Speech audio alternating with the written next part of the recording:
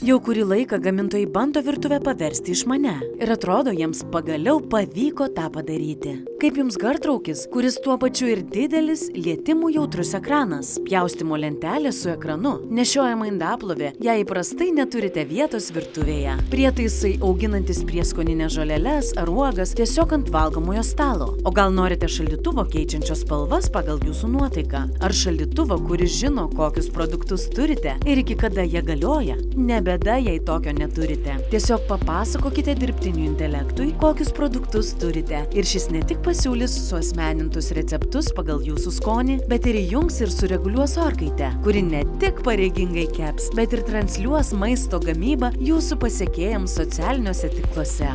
Kavos mėgėjams naujos kartos aparatai, kuriuos programėlės pagalba galėsite valdyti iš lovos, kad atlingavusi virtuvė ryte jūsų lauktų norimo stiprumo ir skonio garuojantis gėrimas. O patys tingiausi iš mūsų, žinoma, gali įsigyti robotą šefą, pagaminsiantį bet kokį patiekalą pagal jūsų pageidavimus.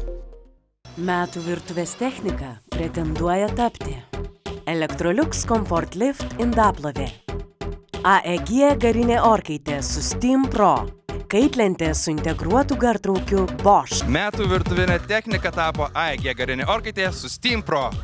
Nugalėtojų tapo AEG garinė orkaitė su Steam Pro. Pasirinkus norimą temperatūrą, Steamify programa automatiškai pasirenka optimalų garų kiekį.